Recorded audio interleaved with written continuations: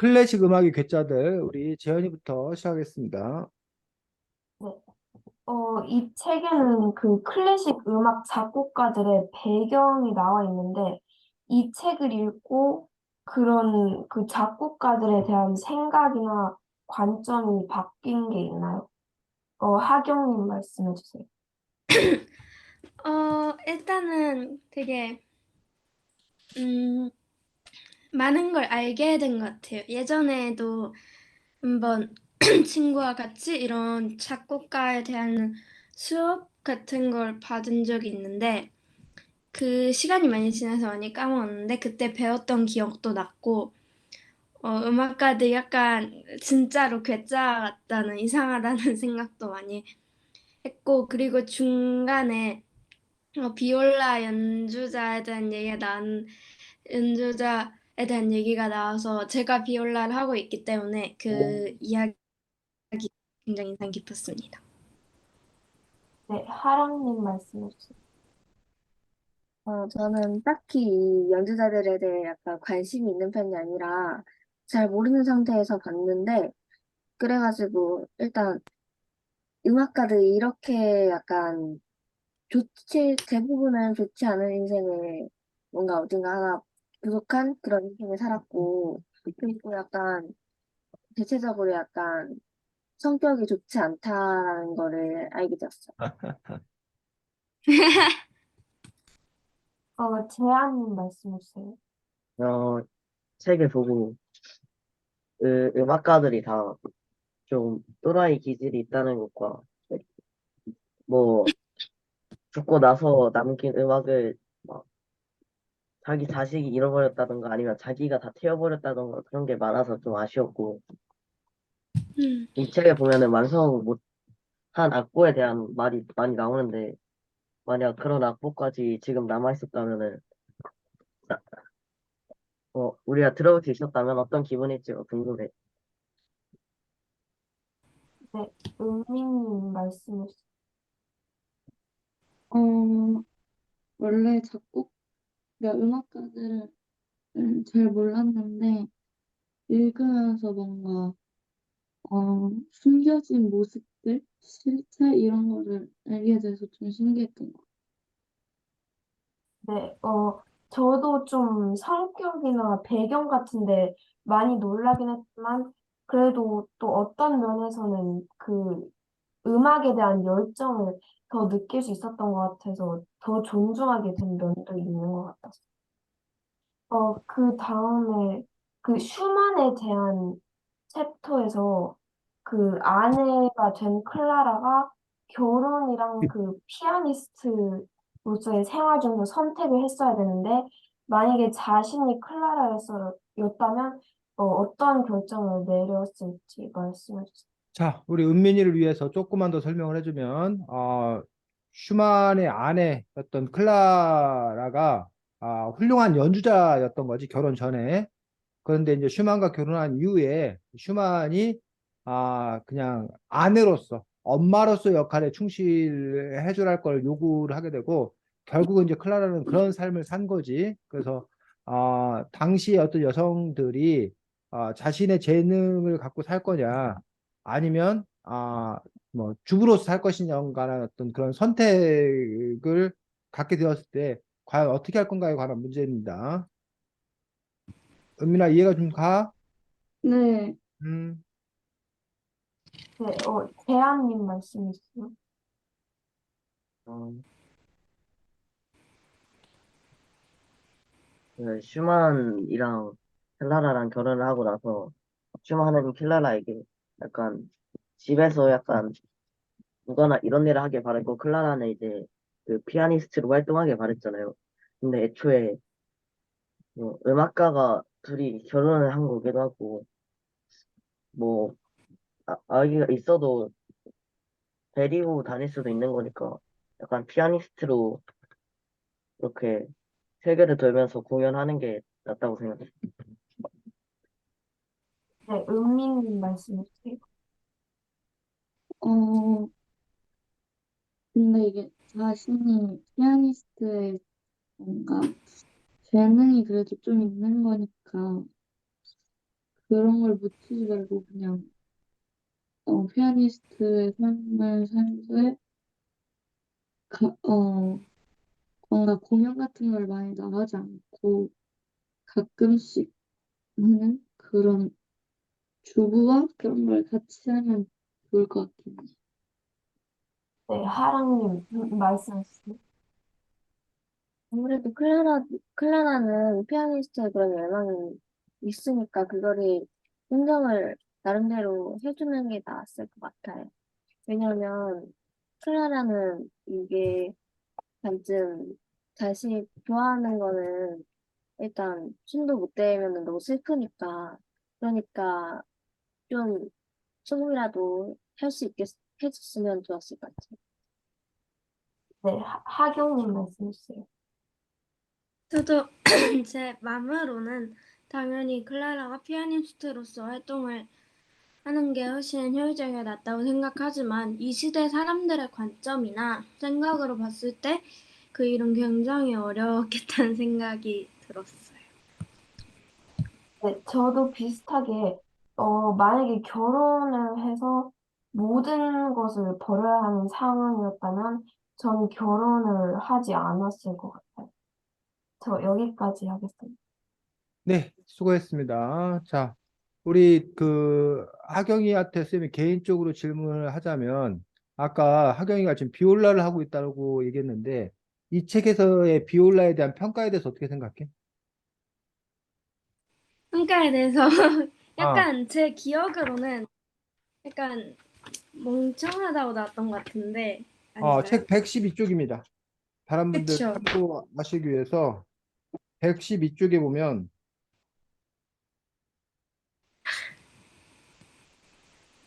어, 베토벤 시대의 비올라와 비올라 연주자는 왠지 멍청하다는 부당한 놀림을 받았다. 이 책의 저자는 그나마 부당한이라고 이제 써 있는 거야. 부당한 놀림을 받았다 해서 예를 들어 이런 식이다. 어느 비올라 연주자가 놀림 당하는 것이 싫어서 이제 바이올린 연주하기로 마음먹는다. 상점에 간 비올라 연주자가 점원에게 이렇게 말한다. 바이올린을 사려고 왔는데요. 점원이 대답한다. 미안합니다만 바이올린은 없어요. 혹시 비올라 연주자입니까? 비올라 연주자가 대답하여 되묻는다. 아, 네, 어떻게 하셨죠? 점원이 친절하게 설명해 준다. 여기는 음식점이거든요. 라는 식의 어떤 그런 그 유머를 해서 비올라 연주자는 뭐야, 음식점에 와서 바이올린 파냐고 물어보는 정도로, 좀 이렇게 문제 있는 애들이다. 라는 식의 어떤 그런 그 부분들에 대한 지적들이었는데, 어, 그리고 이제 그렇게 하는 그 부분들이 111쪽, 바로 앞쪽이지.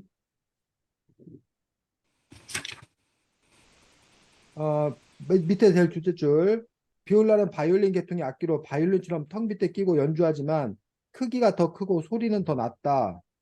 뭐 이렇게 이제 뭐 얘기하고 있는데 어때? 하경이가 비올라를 연주하는 사람으로서 이러한 그 당시의 평이라던가 뭐 이런 거에 대해서 어떻게 생각해? 일단 그 중간 소리 연주를 실내악에서 넣는 이 비올라 넣는 이유가 중간 소리 연주가 바이올린과 첼로 사이에 틈을 메꿔주기는 맞는 것 같고 음, 이 부당한 놀림이라는 말은 지금도 약간 이해가 되는 게 지금도 약간 연주자들 사이에서 비올라 연주자는 되게 느리고 뭔가 잘 따라오지 못한다는 놀림을 놀림 약간 유머 문장이 몇 개 있거든요 비올라에 음. 대한 그래. 지금도 어, 네 약간 비올라가 빠른 곡을 바이올린처럼 연주하지 않으니까 비올라 연주자는 거북이 같다고 한다거나 이런 음. 논리 유머가 있어요 몇 개. 그 선생님이 몰라서 그러는데 바이올린이나 첼로는 뭐 독주를 하거나 아니면 뭐 그 바이올린하고 다른 거하고 이렇게 협연을 하거나 그러잖아. 비올라도 그렇게 독립적으로 뭘 하는 게 있어? 네 생각보단 많이 있어요. 아, 근데 그래 그래. 아, 보통 비올라를 위한 솔로곡은 없고 바이올린 걸 편곡하거나 첼로 걸 편곡해서 하죠. 네, 알겠습니다. 음악을 잘 모르는 제가 궁금해서 물었던 거고 혹시 다른 사람들도 궁금한 거 있으면 이렇게 물어봐. 자, 그 다음에 슈만과 클라라라는 부분들에 대해서 요거의 관계는 사실은 음악가뿐만 아니라 모두에게 해당되는 그런 문제인 거지. 그래서 이른바 여성, 과거에는 여성의 문제였어, 주로. 과거는 여성의 문제여서 여성에게 주어진 과제가 이른바 전업주부로서의 삶을 살 것인가, 아니면 성공한 뭐 이렇게 뭐라 해야 돼, 커리어우먼, 커리어우먼으로 살 것인가 라는 부분에서 이것들을 두 개를 다 한꺼번에 해야 된다라는 게 이제 이른바 슈퍼우먼 컴플렉스.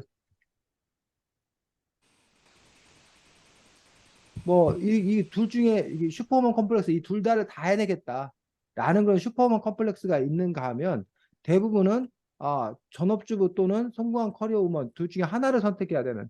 근데 둘 중에 하나를 선택할 수도 없었고 과거에는 그냥 무조건 뭘 강요당한 거야? 전업주부를 강요를 당한 거야. 그러다 보니까 이제 이거에 대한 어떤 그런 반발로서 요즘에 들어서는 아까 재현이 같은 경우지. 그러면 나 차라리 결혼하지 않겠다. 나 그냥 성공적인 그 커리어 우먼으로 난 살겠다. 난 내 일을 하겠다라는 어떤 그런 부분인 거고, 그러면서 이제 이른바 그 일부 페미니스트 여성주의자들 중에는 왜 여자를 집안에 속박하느냐, 어?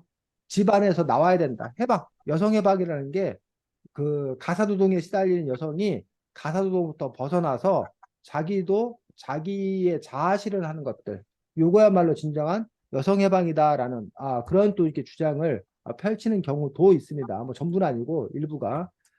그러면서 이제 어쨌든 현재 우리나라가 저출산 인 여러 가지 이유가 있는데 그 중에 큰 이유들 중에 하나가 바로 여성이 이렇게 주부로서의 삶, 이런 것들을 이제 거부하는 그런 모습들 때문에 이런 현상들이 또 빚어졌다라고 진단하는 그런 여러 원인 중에 하나로서 이렇게 얘기하는 경우도 있습니다. 근데 과거에는 그것들이 특히 이제 더 심했다라는 거야. 그래서 여성 위인이라던가 뭐 여성들이 상당히 그 두각을 나타내는 경우가 드물었어. 그 부분들을 가지고서 이른바 여성이 열등하기 때문에, 남성이 우월하기 때문에 그런 거다라는 식으로 얘기를 하는 거는 원인과 결과가 뒤바뀌었다는 거야.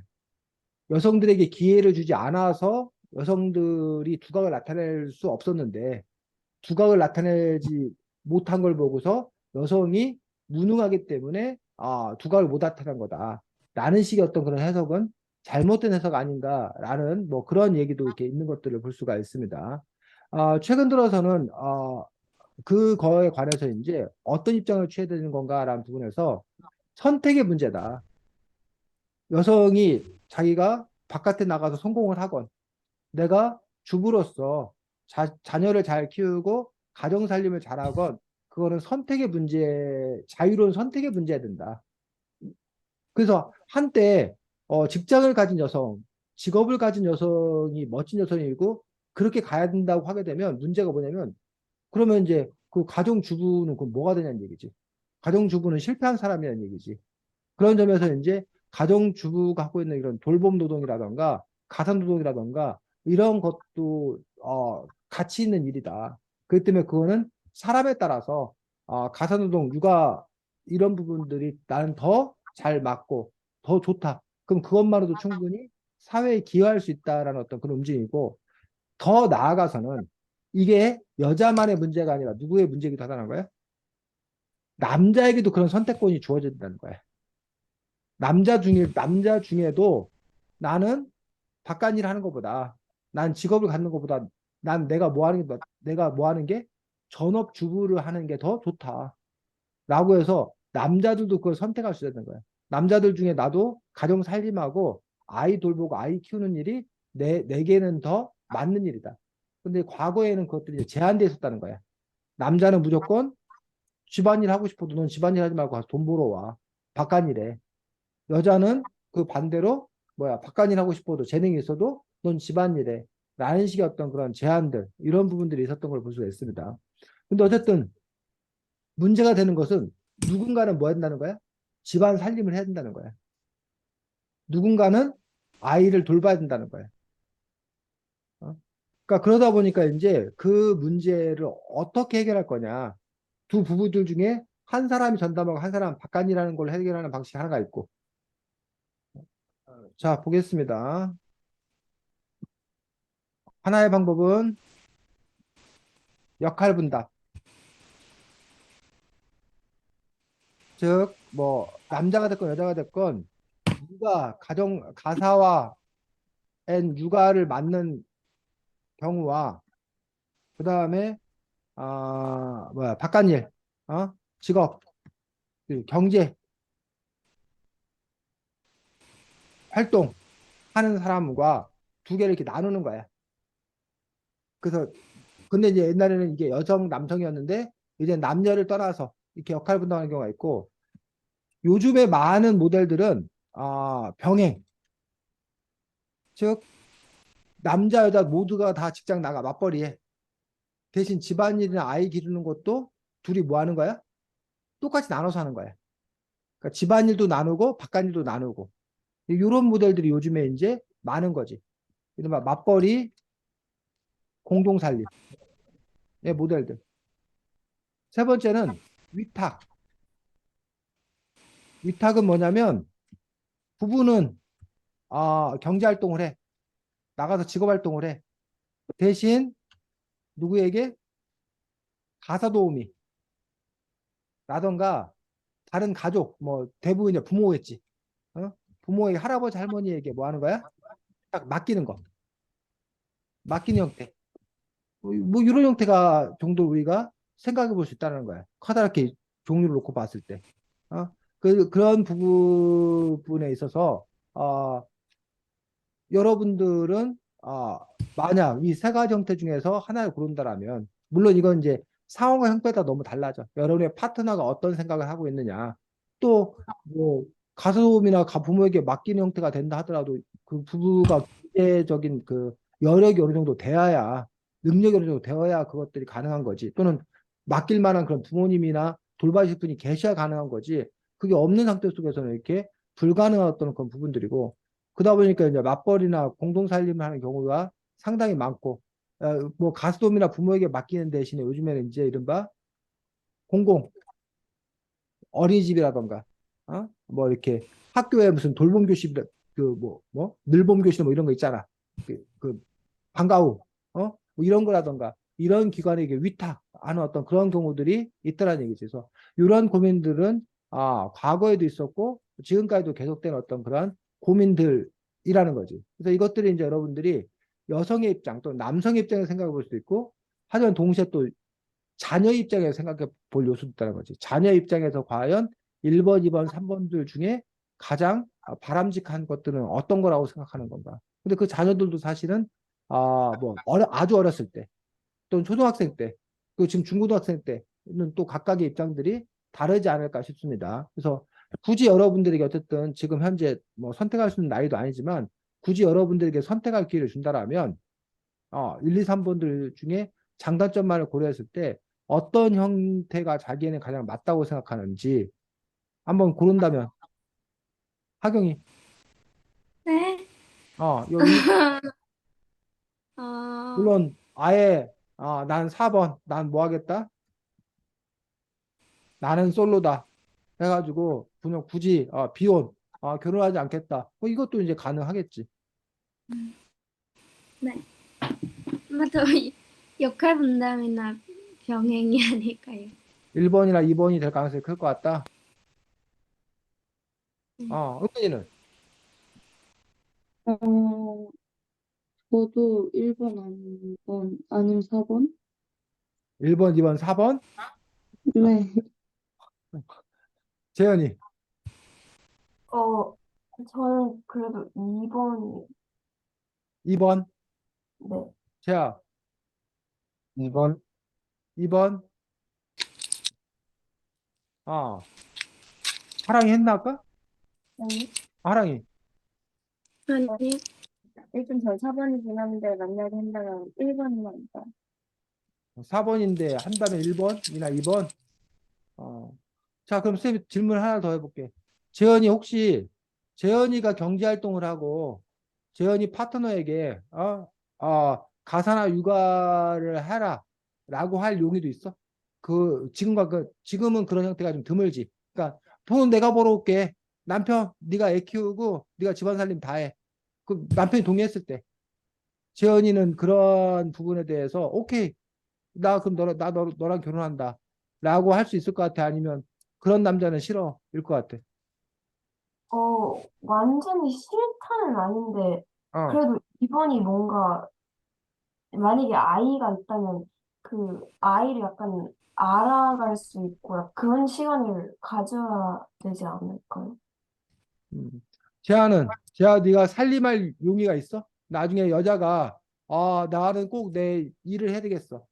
근데 살림할 사람이 필요하니까 재하 네가 살림하고 애를 키워줘. 난 나가서 성공할게. 라고 하면 재하는 집에서 살림하면서 그 아내를 뒷바라지할 용의가 있어? 어, 어? 완전 잘 벌어오면 하겠죠. 뭐라고? 완전 뭐라고? 완전 성공을 해서, 네, 여자가 완전 잘 나가는 여자면 그렇게 할 용의가 있다? 네. 그래, 그래. 화랑이는 남자가 만약에 난 살림할게. 난 애 키울게. 네가 가서 돈 벌어 와라고 하면 그런 남자와 결혼할 용의가 있어? 어, 저는 제가 그 남편의 수입이 만약에 많으면은 아무래도 제가 역할 그 약간 가사 쪽을 해서 들어가고 근데 제가 어차피 좀 프리랜서라서 별 상관이 없을 것 같아요. 어차피 하경이, 음, 있으니까 할것 같아요. 하경이는 어, 저도 재현이처럼 완전 싫지는 않은데 그냥 그렇지 않을까요? 그냥 오히려 1, 2번 네, 음, 역할 분담 나경이 은민이는 그냥 제가 일을 해야 되는 거죠. 그렇지. 네가 나가서 일 돈 벌어 오고 남편은 집안일 하고 애 돌보겠다. 라고 할 때 그래 집안일 맡기고 넌 나가서 바깥 일에 신경 쓰면 되는 거지. 근데 마냥 좋지는 않을 것 같은데요. 응? 마냥 좋지는 않을 것 같아요. 좋지는 않을 것 같아 그런 것들이. 음, 자, 그런 점에서 어쨌든 우리의 생각이, 우리나라도 그런 생각이 조금씩 바뀌어가고 있지만, 지금 여러분들의 반응에서 보이다시피, 상대적으로 아직까지는 뭐, 진취적이라는 표현이 맞는지 모르겠지만, 그 진취적인 여성상, 그러니까 남자들은 아직도, 내가 돈 벌어올게, 네가 뭐 해, 라고 한다던가, 아니면 이제, 맞벌이 해, 이런 공동살림해, 뭐 이런 정도의 어떤 그런 선에 있다라면, 그 부분에서 어쨌든 아직까지는 여자들이 내가 경제활동 할 수 있어. 남자 네가 집안일을 해라고 생각하는 경우들은 아직은 조심스럽지 않나 그런 부분들이 있는데 우리가 이제 아까도 선생님 얘기했듯이 이게 모두에게 선택 상황이 된다. 선택 상황. 그러니까 남자가 일, 여자가 일이 아니라 남자와 여자 관계없이 그냥 상황에 따라서 선택에 따라서 결정되는 그런 것들이 가장 나은 모습 아닌가라는 어떤 그러한 논의들도 있을 수 있습니다. 자, 다음 2등이 누구였지? 쟤야? 하랑이? 하겠습니다. 어, 그, 이 책에 나오는 대부분의 음악가들은 되게 성격상의 문제가 있거나 혹은 뭐 성격에는 뭐 그렇게 큰 그런 게 없어도 뭔가 인생에서 뭔가 불행한 일이 많이 닥치거나 이런 사람들이 많은데 왜 이런 음악가를 듣고 성격이 문하거나 아니면은 인생에서 뭔가 불행이 닥쳐온다 라는 일이 많은 그런 생각을 가지고 생각이 혹시 그 질문 한번 더 해주실 수 있어요? 이 책에 나오는 음악가들은 왜꼭 성격이 문하거나 아니면은 인생에서 뭔가 큰 문제가 있을까? 어, 아무래도 그 음악에 되게 열정이 있고, 그래서, 다른 사람들과 생각을 하는 게 되게 다를 수 있다고 생각해서 그런 것 같아요. 그냥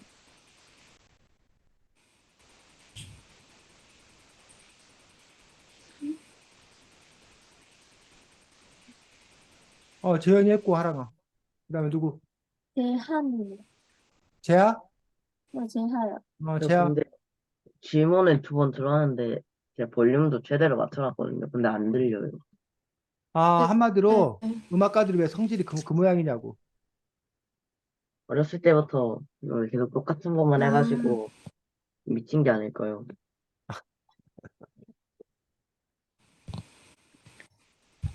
짠, 짠. 하경이? 아, 그래서 끊겨가지고.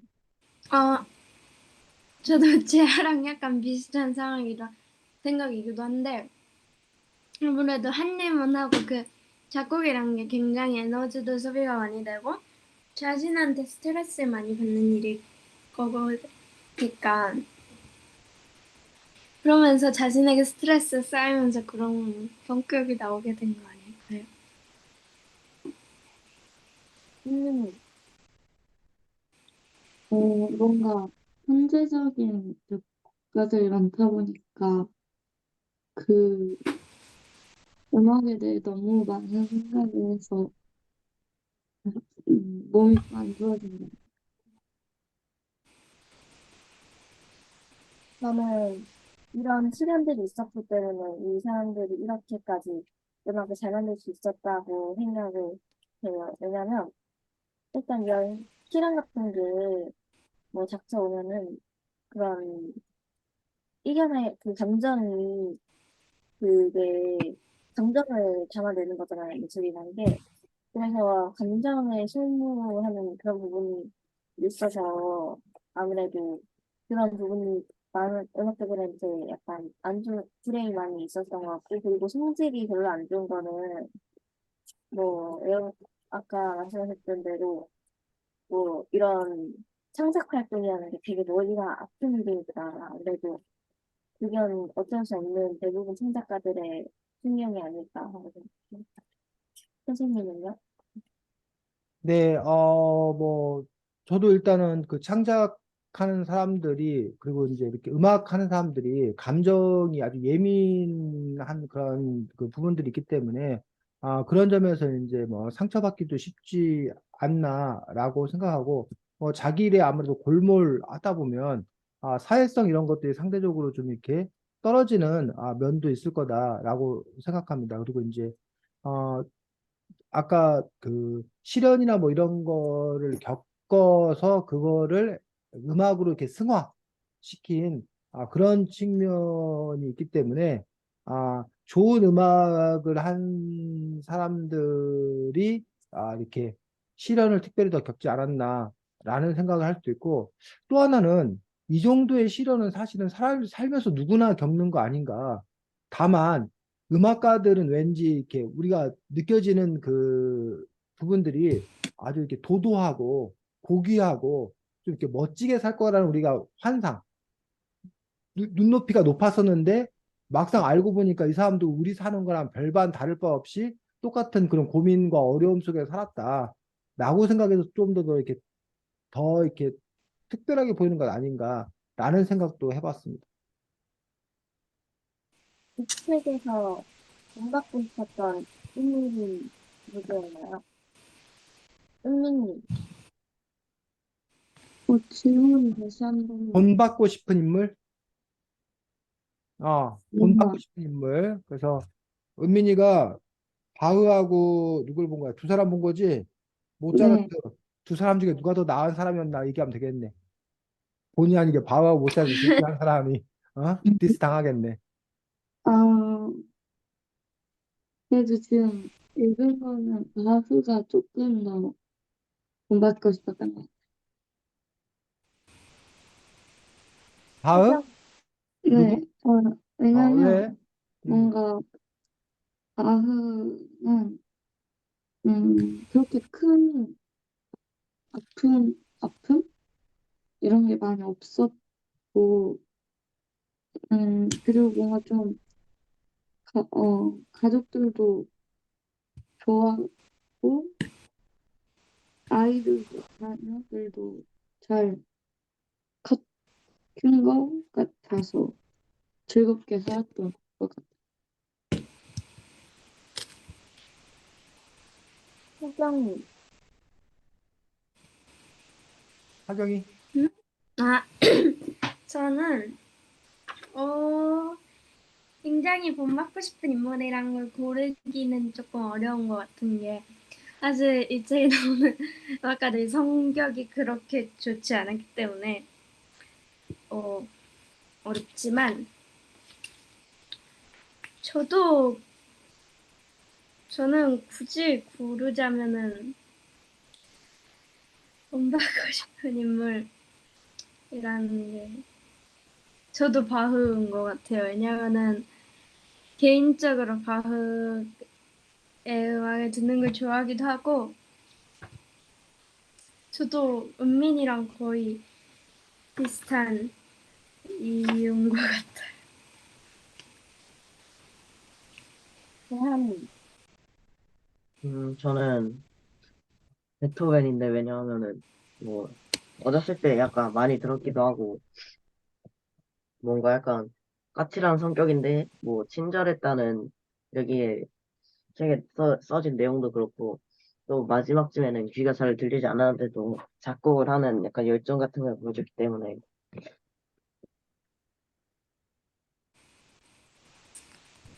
재한이, 저도 음악 자체로 보면 바흐일 것 같은데, 왜냐면 음악의 아버지라고 불리기도 해서, 그나마 본받고 싶었어요. 저는 스트라빈스키를 되게 공부하고 싶었던 부분이 있었는데, 스트라빈스키가 되게 어디서든지 음악을 되게 사랑하는 되게 그냥 자신의 삶의 일부라고 느껴질 정도로 되게 음악을 사랑했던 사람인데, 그러면서 자신이 좋아하는 일을 한다는 게 되게 멋지고, 그렇게까지 좋아하는 게 너무 부럽고 신기했어요. 선생님은요? 네, 뭐 저도 특별히 딱히 이 사람이다라고 생각되는 인물들은 별로 없었습니다. 왜냐면 뭐 사는 거가 기대와 달리 좀 이렇게 뭐 힘들게도 산 그런 부분도 있고 또 이 책을 쓴 저자가 유독 왜 이렇게 음악가들이 돈 때문에 이렇게 절절매는 그러한 모습들을 이렇게 유독 또 많이 써놔가지고 우아할 것 같은 음악가들의 그 뒷모습을 보는 것 같아서 어쨌든 좀 당혹스러운 그런 측면이 있었습니다. 그럼에도 불구하고 굳이 하나를 선택하자면 브람스의 태도가 참 본받을 만하지 않나 싶습니다. 그래서 책에 보면 브람스가 과거의 천재들이 좋은 것을 다 써서 자신이 그들의 수준을 따라잡을 수 없다고 생각했지만 그래도 그들의 작품을 모범으로 삼고자 했다. 배우는데 이보다 더 좋은 방법이 있을까라고 해서 그런 그 과거의 어떤 그런 그 음악가들을 존중하고 그들을 배우기 위해 쓴 어떤 그런 태도들, 겸손한 태도들이 일단 마음에 들었고 또 하나는 자기 작품을 대단치 않게겠지만 자기와 같은 시대의 작곡가들은 대부분 자기보다 훨씬 더 형편없다고 생각했다라고 하는 그런 부분에서 겸손한 건가 겸손하지 않은 건가 모르겠는데 어쨌든 뭐 자기 전 부족해요. 그런데 니들보단 나아. 뭐 이렇게 생각했던 그 정도의 어떤 점이 나름 괜찮지 않나라고 생각합니다. 네. 열심히 봤어요. 네, 수고했습니다. 다음 3등이 누구야? 저요. 하경이. 저요. 해. 네. 그래서 네. 이 책에서는 많은 음악가들의 악보가 없어지기도 하고 불태워버려지기도 했다고 하는데 만약 여러분이 조금 현실 수 없는 이야기긴 한데 타임머신을 타고 가서 지금 없는 곡을 하나 가져올 수 있다면 어떤 작곡가의 곡을 이제 지금은 묻힌 곡을 가져오고 싶나요? 어, 재현이요. 저는 잘은 모르는데, 그래도 슈만이라는 작곡가가 또 어떤 곡을 작곡했을지 되게 궁금해서 슈만을 고를 것 같습니다. 재하. 이 계속 안 들려가지고 잘. 이 작곡가들의 곡을 타임머신을 타고 하나 발표되지 않은 곡을 가져올 수 있다라면 누구의 곡을 가져올 건지. 저는 그 바흐가 죽기 전까지 만들었다는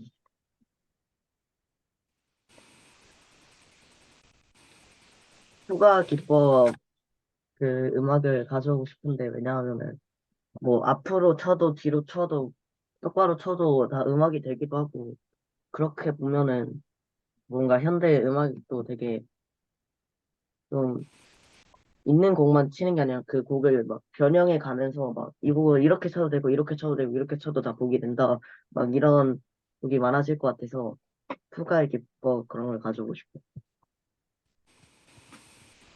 하랑이. 저라면은 자흐 그거를 앞으로 가지고 싶어요. 왜냐면 일단 되게 제가 들어본 저조차 들어본 유명한 작곡가들이 바흐, 모차르트, 베토벤인데 여기에서 바흐가 제일 오래 오래전에 태어났는데요. 그러면은 좀 더 비싸게 팔 수 있지 않을까 하는 생각이 들어서 바흐를 들었습니다. 은민이요. 저도 방한데 뭔가 어, 바은 되게 천재적인 음악가로 유명하니까 바흐의 곡을 천재적인 곡을 들으면은 좋은 곡을 발견할 수 있지 않을까. 저는 브람스의 곡을 가져오고 싶다고 생각을 했습니다.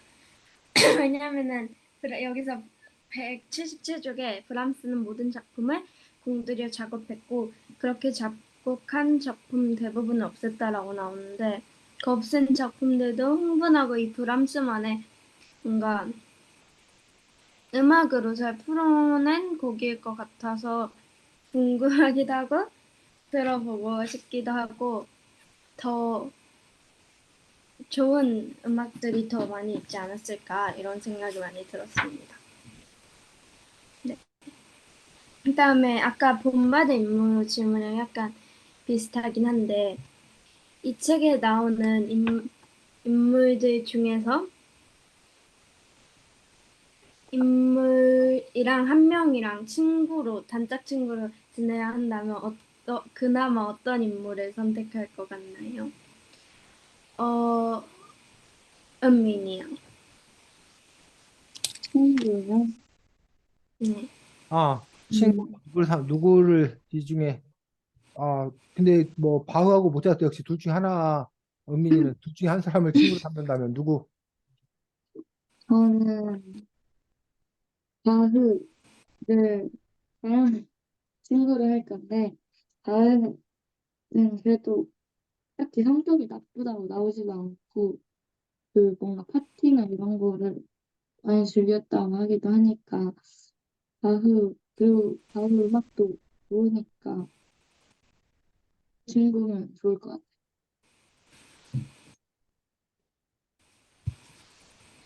사랑이요. 저라면은 저는 모차르트를 아마 친구 삼고 싶어요.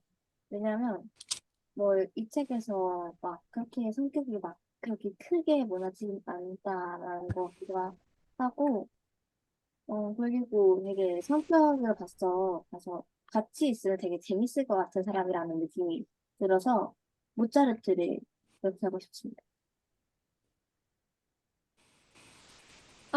제하요. 저도 모차르트인데 뭔가 다른 작가들보다 성격이 좋은 것 같고, 또 뭔가 약간 귀엽게 생겼다고 해서 잘 친해질 수 있을 것 같아요. 재현이. 저도 모차르트인데 그 어렸을 때부터 되게 열심히 활동을 했다고 했는데 그런 경험에 대해서 되게 궁금한 것도 많을 것 같아서 친구가 되고 싶을 것 같아요. 저도 모차르트인데 몇 가지 이유가 있는데 저도 어렸을 때부터 연주 경험을 하니까 그 경험이 어땠는지 그리고 그 경험 담을 듣고 싶고 그리고 많은 작곡가들 중에서 모차르트가 가장 뭔가 신의학에서는 혁신적인 곡들을 많이 쓴 걸로 유명해서 보통의 신의학이 바이올린 두 대, 첼로 한 대, 비올라 한 대로 이루어져 있는 반면 모차르트는 비올라 두 대 넣고 바이올린 한 대로 뺀다든지 이런 획기적인 거를 많이 작곡을 해가지고 어떤 생각으로 그렇게 했는지 물어보고 싶다는 생각도 들었습니다. 저 여기까지예요. 네, 수고했습니다. 다음 누구야? 재하야? 근데 어, 책은 약간 그 클래식 음악의 괴짜들에 대해서 설명하는 책이라서 처음에는 약간 일대기 같은 걸 보여주고 뒤에서 뭔가 이 사람이 쓴 곡, 이 사람의 일대기, 이 사람의 음악의 뭔가 특징 이런 걸 알려주는 책이잖아요. 이 책에서 본 약간 농담 같은 이야기들이 많이 나오는데 뭔가 이 책의 분위기랑 저는 잘 어울린다고 생각을 했거든요. 이렇게 뭔가 과거의 위인들을 약간 다루는 책에서 이런 재미스럽게 하는 농담 이런 게 좀 많이 나와도 되는데 재현님부터 발표해 주세요. 어, 저도 이런 분위기 덕분에 뭔가 더 쉽게 읽혔고 더 내용도 잘 이해가 된 것 같아서 이런 식으로 쓰면 더 많은 사람들이 관심을 가지지 않을까라고 생각했습니다. 은미님은 어떻게 생각하세요? 저도 뭔가 자칫하면 어려운 책일 수 있는데 이걸 뭔가 쉽고 재밌게 유머 있게 풀어낸 것 같아서 읽기 좋은 책인 것 같아요. 하경님은 어떻게 생각하세요? 저도 다른 클래식 이런 작곡가들에 대한 책은 뭔가 이 작곡가는 굉장한 연주가로 유명했고 엄청난 곡들을 남겼고 뭐 악기 실력이 뛰어났고 이런 것만 하는데 여기서는 그것과 다르게 이 작곡가들의 인간적인 면을 많이 다루고 농담하는 투로 그리고 직접 얘기해주는 투로 말하다 보니까 다 어떤 사람들이 읽을 때 그 작곡가를 더 친근하게 받아들일 수 있지 않을까 이런 생각이 많이 들어요. 하랑님은 어떻게 생각하세요? 나도 이 책을 읽으면서 되게 가벼운 분위기의 다른 유인들 같은 것들에 비해 엄청 가볍고 되게 장난스러운 분위기라서 되게 읽기가 엄청 쉬웠고 그리고 되게 읽으면서 와 이게 이 사람들이 되게 재미있고 뭔가 그런 독특한 특색이 있는 사람들이구나라는 걸 인간적인 면모를 보면서 음, 그런 부분에서 음악가들이랑 클래식이 좀 더 다가갈 수 있었다는 느낌이 들었던 것 같아요. 저 앞에 좀 많이 나와가지고 이거 하나만 좀. 네, 수고했습니다.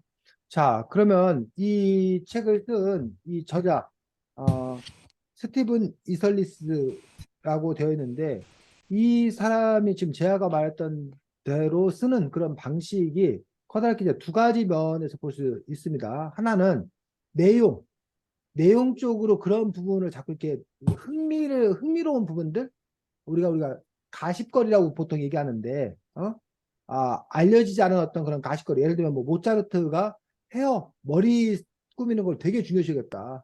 그래서 뭐 아침 먹을 때도 막 이렇게 머리부터 이렇게 단정하게 꾸미는 것부터 먼저 출발했다라고 하든지 그러한 세상에 잘 알려지지 않은 에피소드를 발굴해가지고 이렇게 보여주는 거지. 그런 면들이 한 면 있고, 두 번째로는, 이 사람 나름에는 어떤 유머를 구사했다고 해야 되나? 그런 식으로, 아니면 좀 이렇게 비꼬는 듯, 비아냥거리는 듯, 아니면 뭐 우리 반어법이라고 알지? 어? 그래, 잘 네, 살아라, 뭐 이런 거가, 잘 살아라가 아닌 거지. 선생님 어렸을 때가 아니라, 무슨 애들이 어렸을 때, 엄마 나 이거 하게 해주셔야 돼. 안 돼, 안 돼. 막 그러다가, 네 맘대로 해. 막 그랬더니, 맘대로 하래요. 그게 네 맘대로 하라가 진짜 맘대로 하라가 아닌데, 애는 그냥 그 고지 곧대로 받아들여갖고, 뭐 그렇듯이 이제 우리가 반어법으로 얘기하는 그런 부분들이 있는데, 뭐 그런 그 문체라고 얘기하는데, 그런 투로 이게 그 글을 구사한 면들을 볼 수 있습니다. 그래서 여러분들이 이걸 통해서 뭐 재밌게 읽는 것도 중요하지만, 거꾸로 생각하면 여러분이 어떠한 글을 쓸 때 이런 식의 형태로 글을 쓸 수도 있겠다는 거지. 그거 이제 두 가지지. 그런 상황이냐, 아니면 여러분이 그런 그 것들이 여러분에게 또 이렇게 맞느냐라는 부분들이 두 가지가 또 이렇게 맞아 떨어져야 되긴 하지만 어쨌든 그런 점에서 이것도 하나의 어떤 글쓰기의 공부거리가 될 수 있지 않을까라고 생각을 합니다. 그래서 아까 뭐 얘기했던 거, 바흐는 젊은 시절에 금요 일부를 맥주로 받은 적도 있었다. 바흐가 먹고 마시는 것보다 훨씬 더 좋아한 것은 뭐 가족이었다. 뭐 이런 식으로 해서 아까 뭐 금요 일부를 맥주로 받은 적이 있었다. 뭐 결혼잔치에 쓸 술을 사는데 1년치 봉부에 5분의 1을 냈다라던가 이런 거는 그 문체의 문제가 아니라 그런 내용을 이렇게 발굴한 거야. 그런 내용을 발굴해서 굳이 알려주는 거야. 그래서 이거를 과연 어떻게 봐야 될 건가라는 부분들에서 여러분들이 우리가 그들에게 음악가들에게 친근감 있게 다가갈 수 있다라고 볼 건지 아니면 그들의 이미지를 와장창 깨트리는 걸로 볼 것인지. 그래서 이른바 영화 배우 같은 사람들이 예능 프로그램에 나오는 거에 대해서 양날의 칼이라는 거야. 예능 프로그램에 나와서 시청자들에게 더 많이 그 친근하게 알려지고 그래야 이렇게 뭐야 티켓 파워라고 그러는데 그 배우의 팬들이 생겨가지고 그 영화 자기가 좋아하는 영화 배우가 나오는 작품이니까 영화를 본다. 이런 식으로 하기 때문에 예능 같은 데 많이 나가서 그 시청자들과 이렇게 소통하는 그런 모습이 좋다라고 생각하는 쪽이 한쪽이 있다는 거예요. 근데 또 한쪽에서는 영화 배우나 가수가 예능에 나와가지고 뭐 어쨌든 뭐 그러면 뭐 분장도 하고 막 이렇게 뭐 웃긴 짓도 하고 막 그럴 거 아니야. 그런 모습을 보여주면 나중에 그 영화 배우가 막 진지한 연기를 하는데 예능에서 예능에서 보였던 그 모습 때문에 이게 몰입이 안 되는 거야. 또 가수가 막 그 발라드 가수가 막 애절하게 노래를 부르는데 그 발라드 가수가 나와가지고 무슨 뭐 개인기 했던 그 모습이 떠올라가지고 그 사람들이 공감이 안 되는 거야. 그러기 때문에 그 가수로서의 어떤 그런 약간 신비주의, 뭐 영화 배우로서 어떤 그런 부분들이 이미지가 예능에서 다 소비되면 문제라는 거예요. 그런 점을 놓고 보면은 이런 책들이 자칫 그 여러분들이 바흐라는 음악가, 뭐 베토벤 음악가 대단하다고 생각했는데 그들도 아까 선생님도 잠깐 그런 얘기했는데 우리랑 별반 다를 바 없구나. 우리처럼 맨날 먹고 사는 문제로 고민하고 뭐 쪼잔하게 굴고 뭐 그랬구나 라고 했을 때 그 사람들의 어떤 그런 음악에 대한 우리가 신비로움, 환상 이런 것들이 깨지는 또 그런 부분에 문제가 있지 않나. 그래서 과연 이런 책이 독자들에게 도움을 줄 것인가. 그러니까 여러분들이 오히려 클래식을 가깝게 여기고 이런 그 작곡가들을 친근하게 여기는 계기가 될 것인 건가. 아니면 클래식에 대한 어떤 그런 나름의 어떤 신비감, 뭐 그 클래식 하면 우리가 떠오르는 거 있잖아. 좀 이렇게 무게감 있고, 뭔가 어쨌든 그런 분위기가 있는 거잖아. 그런 분위기가 오히려 훼손되는 그런 문제가 있는 건가. 어때, 제안은? 이 책이 갖는 역할이 어느 쪽에 더 가까웠어? 이 책에 대해 평가를 하자면. 네, 이제는 뭐 음, 약간 이 사람들의 네, 그런 모습을 볼 수도 없고, 이제 이 사람들이 뭐 더 이상 음악을 쓸 일도 없잖아요. 다 음, 죽었으니까. 그래서 약간 이런 식으로 하는 거는 오히려 친근하게 다가가고 음악이 입문하는데 좋은 영향을 줄 것 같아요. 재현이는? 저도 좋은 영향을 더 많이 받았던 것 같아요. 음, 하랑이는? 아무래도 클래식은 대부분이 뭐 관심 없는 분야니까 이런 식으로 다가오는 것도 나, 나, 괜찮은 것 같아. 하경이는? 저도 클래식이 아무래도 더욱더 요즘은 어렵게 다가가는 경우가 많은데 이렇게 다가가면 입문하기에 더 좋지 않을까요? 음. 은민이는? 저도 뭔가 클래식은 어렵다고 생각하는 사람들이 많은데, 그거를 깨고 이제 좀 쉽게 다가가는 거니까 좋은 영향이 있을 것 같아요. 음. 자, 그래서 여러분들 어쨌든 이 책을 잘 읽고 이 책의 에피소드나 이런 것들을 잘 기억해 두면 여러분들이 이른바 화제거리가 많은 사람이 되는 거예요. 그러니까 어디 가서 다른 사람들과 얘기할 때 또는 뭐 이런 음악을 들을 때 여러분이 그 뒷이야기 이런 걸 이렇게 들려주면 다른 사람들이 솔깃할 수 있는 거고 어쨌든 여러분들은 이야기거리, 화제거리가 많은 어떤 그런 사람이 될 수 있는 거죠. 그래서 우리가 책을 읽는 여러 가지 이유들 중에 하나가 잘난 체하려고 책을 읽는 거야, 사실은. 야, 넌 그런 걸 어떻게 알아? 라고 사람들이 막 신기하잖아. 그래서 뭐 와인 같은 거 하나를 마시는데도 어른들 그 와인의 막 뒷얘기를 막 풀어주다 보면 어떻게 도 그런 걸 아니? 뭐 이런 것처럼 음악 할 때 그 음악에 관한 어떤 얽힌 이야기들 뭐 이런 것들을 이야기하는 화제거리를 이야기하는 데서 이런 책이 어쨌든 뭐 좋게 말하면 교양이고 나쁘게 말하면 아까 말한 대로 잘난 체하는 거고 뭐 이런 부분들의 요소들을 갖고 있습니다. 은민이 뭐 두 개 읽었지만 할 거 있으면 진행하고 어때? 네, 진행할게요. 해. 그, 여기서는 작곡가들이 천재적인 작곡가들로 나오는데, 많이 뭔가 아프고 막 성격도 그렇고 하잖아요. 근데 그래도 만약에 여러분들이 그렇게 될 수 있다면, 천재적인 작곡가의 삶을 살 것인지, 그냥 평범한 삶을 살 것인지를,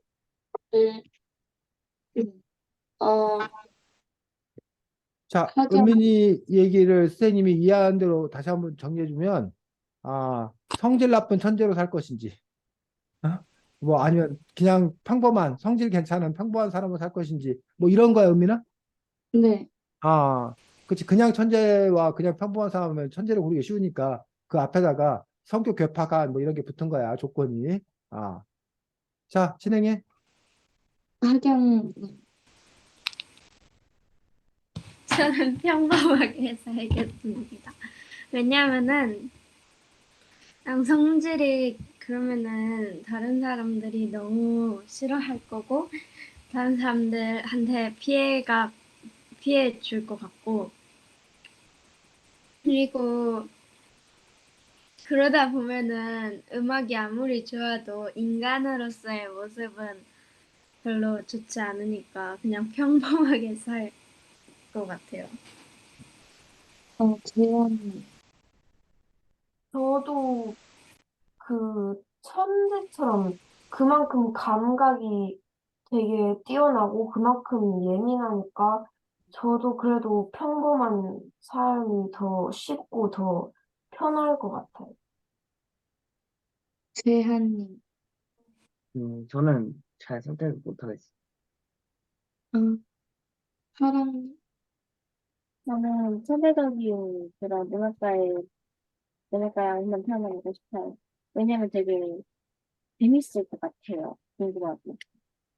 음, 두 번째는, 만약, 하경님, 아까 그 진행이랑 비슷한데, 만약 이때 이 작곡가들이 있는 시대로 돌아간다면, 어떤 작곡가의 연주회를 가고 싶은지, 음, 사랑님, 자, 지금 은민이 질문은 이 작곡가들의 연주회가 있다고 했을 때, 이 연주회가 동시에 열립니다. 그래서 여러분이 그 중에 한 연주회만 갈 수 있다면 어떤 작곡가의 연주회 갈 건지가 질문인 거지?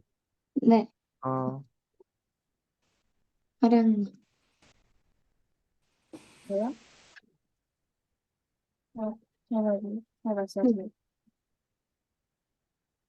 응, 하랑이. 음, 그러면, 모차르트의 공연 한번 들어가고 싶어요. 왜냐면 되게, 일단 천재적인 그런 재능을 가지고 있다고 했고, 그리고 피아노도 되게 잘 쳤다고 있어서, 저는 그러면 얼마나 잘 치는지 궁금해서 못자부터 연주란 말이에요. 대한님? 제가 저는 바의 음, 연주회를 가고 싶은데, 왜냐하면은, 모든 약간 뒤에 나오는 사람들이 약간씩 바의 영향을 받는 사람들이 많고, 바흐가 제일 천재적이라고 생각했기 때문에. 재현님? 저는 그 베토벤이 청각 장애가 있는데 그 어떻게 연주를 할지 되게 궁금해서 베토벤 연주회 갈 것 같습니다. 하경님? 저는 바흐 연주회를 갈 것 같아요. 왜냐면 제아랑 비슷한 이유로 많은 사람들이 바흐의 영향을 받고 있고, 만약에 제가 바흐 연주회를 보면은 그래도 현대에서 음악을 더 잘 이해하고 더 잘할 수 있지 않을까 이런 생각으로. 저는 모차르트의 연주를 가고 싶은데, 뭔가 완전 어렸을 때부터 천재적으로 작곡을 했다 보니까, 이제 연주회 가면 얼마나 연주가 뛰어날지 궁금해서 가고 싶습니다. 여기까지. 네, 수고했습니다.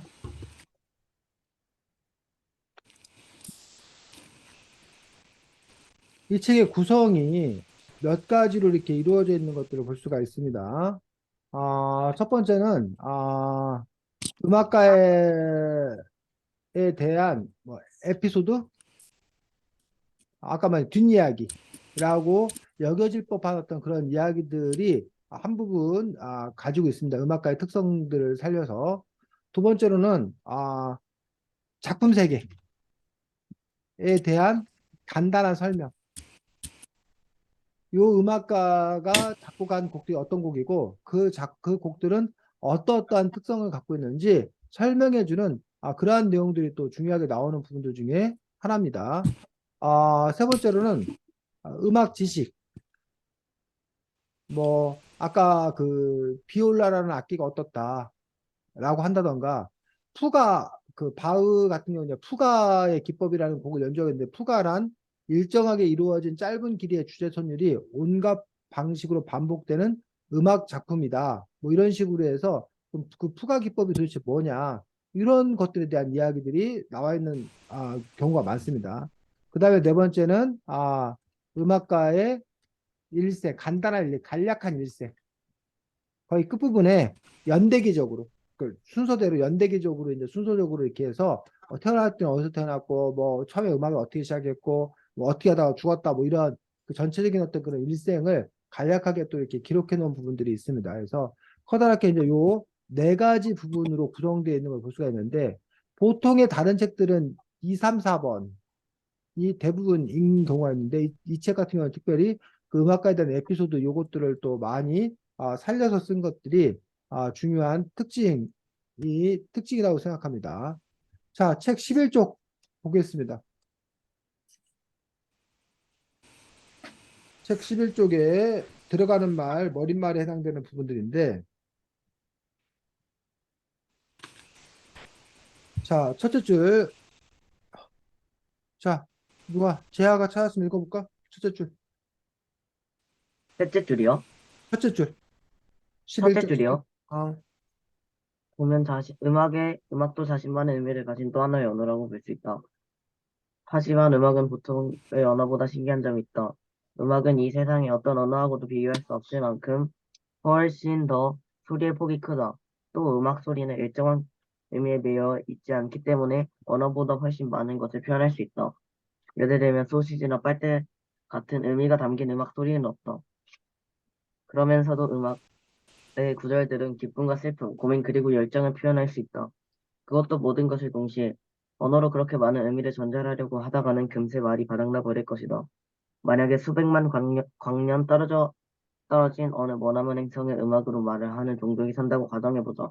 그렇다면 그 종족은 우리보다 감각이 훨씬 섬세해야 할 것이다. 어, 자, 거기까지. 재하, 지금 읽은 그 부분이 무슨 말이야? 그러니까 음악이 언어와 같이 뭔가 얘기해주는 메시지 같은 게 있다. 재현이. 재하가 읽은 그 부분을 재현이 네 말로 바꿔 설명한다면. 음악도 이렇게 상대방이랑 소통을 할 수 있는 언어 같고, 또 우리가 사용하는 언어보다 오히려 더 섬세할 수 있다. 음. 자, 지금 두 가지 얘기 재현이 잘 정리했습니다. 첫 번째는 음악도 언어다. 음악을 통해서 우리가 소통할 수 있다라는 것들에 대해서 이야기를 처음에 했고, 외계인과 만나면 우리가 음악으로 소통을 얼마든지 더 잘할 수 있을지도 모른다. 음악으로 소통하는 사람도 훨씬 더 이렇게 풍부하다라고 했는데, 두 번째 부분들, 음악이 언어보다 더, 많은 것들을 표현할 수 있다. 라는 말에 동의가 돼? 하랑이? 딱히 공감이 안 가요. 공감이 안 간다? 왜냐면 대화라는 거는 서로 그냥 감정을 표현하는 게 아니라 그냥 서로의 목적 같은 걸 전달하는 건데, 전달하고 주고받는 건데, 음악을 대화를 한다는 건 이제 개인마다 생각이 다 다르고, 뭐, 그림에 있을 수도 있는데, 저는 공감이 안 가요. 하경이가 비올라로 막 뭘 연주를 말 안 하고 비올라로 막 뭐를 해. 그럼 상대방이 악기 하는 애가 또 뭐 음악으로 막 해. 그래서 그 음악과 음악으로 대화를 한다. 가능한 것 같아? 네가 보기에? 가능하다기 한 것 같긴 한데 그래도 말을 정확하게 할 수는 없겠지. 하지만 감정은 표현할 수 있을 것 같은 게 여러 작곡가들의 곡을 보면은 주로 작곡가가 힘들수록 음악이 어렵거든요. 그러니까 뭔가 자신의 감정에 따라 음악이 달라지니까. 감정에 따라 음악이 달라진다. 근데 음. 그 음악을 통해서 그런 여러 가지 다양한 감정을 표현할 수 있다고 봐? 하경아? 표현할 어느 정도는 표현할 수 있다고 봐요. 어느 정도는. 네. 은민이가 보기엔 어때? 그 부분에 대해서. 저도 솔직히 진짜 음악을 막 진짜 엄청나게 잘 알고 이러면 조금의 대화는 되겠지만 보통 보통으로는 이제 정확하게 막 대화는 어려울 것 같아요. 자, 이 사람이 얘기하는 건 우리가 만약에 소가 있다. 그 소라고 하면 이 소라는 언어는 그냥 이렇게 머리에 뿔 달린 음매하는 그런 소만을 우리가 뭐해? 생각할 수 있다는 거야. 그러니까 1대1 대응이라는 거야. 1대1 대응. 근데 음악의 선율 같은 경우는 요게 1대1 대응이 아니라 요 안에 여러 가지 다양한 해석이 가능하다는 거야.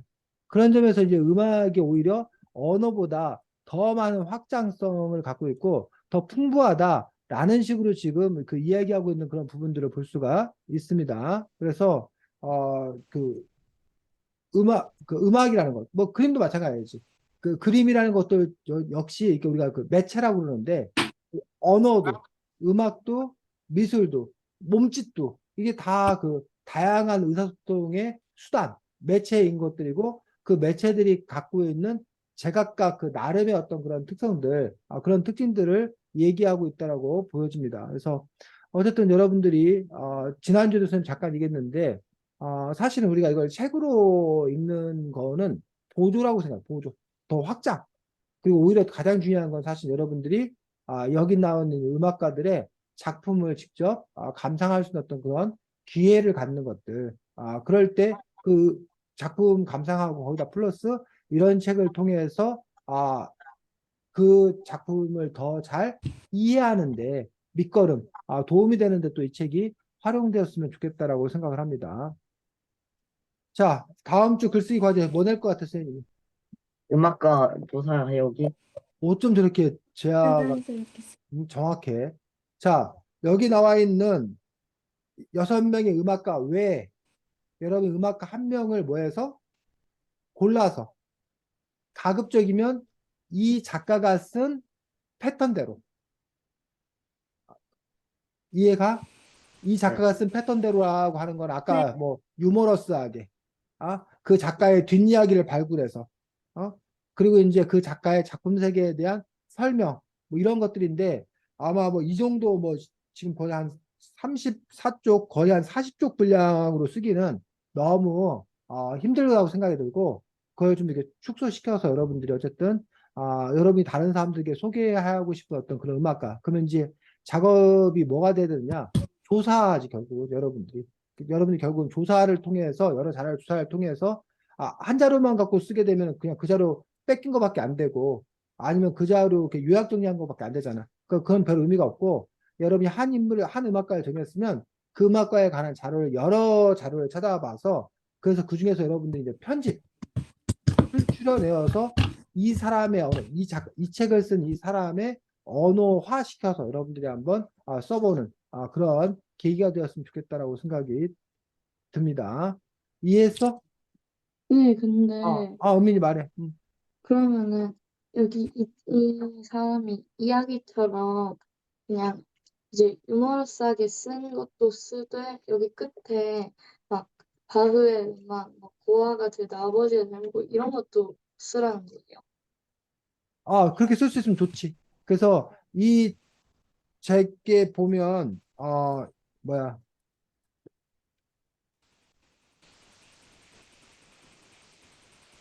이 작가에 관해서 이렇게 그 처음에 그 뭐라고 해야 되나 그냥 이러이런 특징을 갖고 있는 작가라고 이렇게 설명해 주고 있는 근데 그것들을 에피소드를 발굴해서 이렇게 쓰고 있는 것처럼 그런 식 정도의 어떤 그런 글들을 써주면 좋고 거기에 네, 더 욕심을 부리면 그 음악가의 작품 세계에 대한 해설 이런 부분들까지 덧붙이고 그 마지막에 있는 그 일생은 안 써도 될 것 같아. 일생은 쓰지 말고 너무 많고 그러기 때문에 앞에 그 두 부분이 그 이 작가의 특징이기 때문에 그 정도로 썼으면 좋겠어. 그리고 작품도 뭐 많은 작품을 쓰면 좋지만 그렇게 하면 너무 부담스러우니까 그냥 그 작가의 대표적인 작품 한두 작품 정도에 대한 해설 정도로만. 은민아 이해가? 근데 네, 수고 많았습니다. 주말 또 잘 지내시기 바랍니다. 안녕. 안녕히 계세요. 음.